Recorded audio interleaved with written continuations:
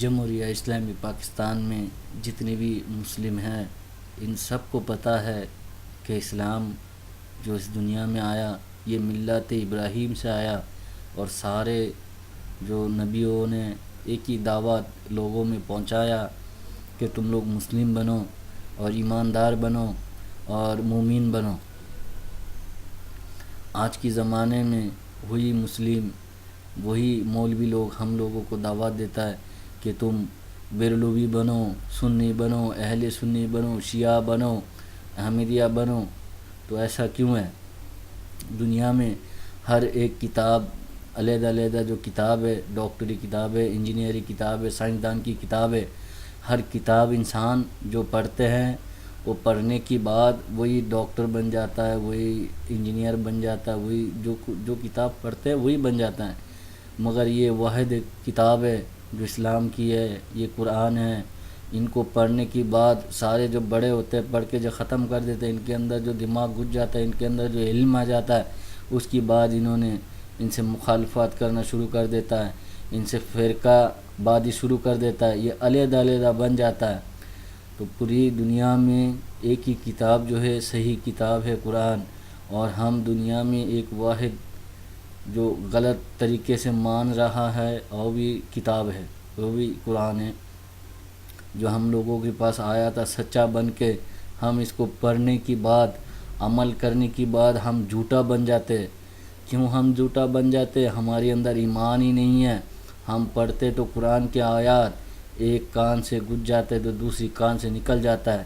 ہم سوچنا چاہیے تھا ہم لوگوں کو کہ پوری مسلم جو قوم ہے یہ سارے ملت ابراہیم تھا اور ملت محمد ہے، اور اس ملت محمد سے جو ہے کوئی بھی علیحدہ ہو جائے، اسلام کو جو تقسیم کرے، ٹکڑے ٹکڑے میں بٹ جائے، تو یہ سارے کافر ہے۔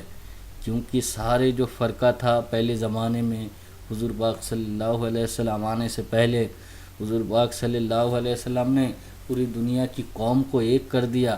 کالے اور گورے میں جو فساد تھا اس فساد کو بند کر دیا، اور غریب اور امیر میں جو دوری ہے وہ دوری بھی ختم کر دیا۔ سارے قوموں کو ایک ساتھ بنایا، ایک طاقت بنا کے چھوڑ کے گیا، اور بول کے گیا یہ تمہاری پاس کتاب کو امانت رکھا، اس اسلام کی امانت تم لوگوں کے ہاتھ میں ہے۔ جس دن یہ امانت بے خیانت ہوگا جو وہ بے ایمان ہوگا، کیونکہ امانت بے خیانت وہ بے ایمان لوگ کرتے ہیں، ایماندار کبھی امانت بے خیانت نہیں کرتے۔ تو اسلام کی جو امانت ہم لوگوں کے پاس چھوڑ کے گیا، ہم اس میں سے کیا کر رہا ہے؟ ہم فتویٰ میں فتویٰ دے رہا ہے، ہم اپنی بھائیوں کو اپنی سے جدا کر کے جو تقسیم کر دے رہا ہے، بٹوارا جا رہا ہے۔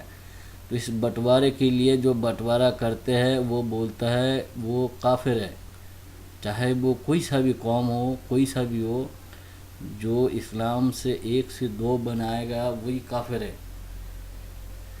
اب کافر بولنا ہمارے لیے ٹھیک نہیں، کیونکہ ہم کافر بولے جو فرقہ بناتا ہے۔ ایک بات ہے جو فرقہ جو فرقہ وادی ہے، اس فرقے کو دو چار دفعہ زبان میں لانے سے خود ہی یہ کافر کا الفاظ زبان سے نکال آتا ہے، جو فرقہ۔ اس کافر فرقے والے کو کافر کہنے کے لیے دوسری زبان استعمال کرنے کی ضرورت نہیں ہے، اس ایک فرقے کو بار بار دوہرائیے جب کافر نکل آئے گا۔ تو اسی طرح اپنے آپ کو کافر کی کفریت سے بچائیے۔ کسی مذہب میں کسی طرح کی تنظیمی قوت نہ حاصل کرے۔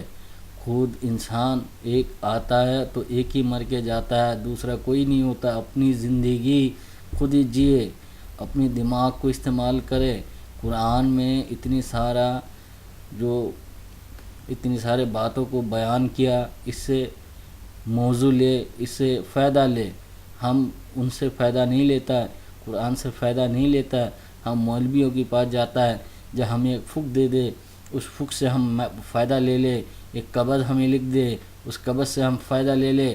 گھر میں آیات جو ہے ایسا گھما کے رکھا چاروں طرف فوٹو کی طرف جلا کے، اس سے ہمیں فائدہ ملے۔ اگر اس کی انسان کی دل کے اندر ایمان نہ ہو تو کوئی کتاب، کوئی خدا، کوئی کچھ ان کو سیدھا راستہ نہیں دکھا سکتا ہے۔ اپنی آپ اندر ایمان لاؤ، خود ہی تمہارا نصیب روشن ہو جائے گا۔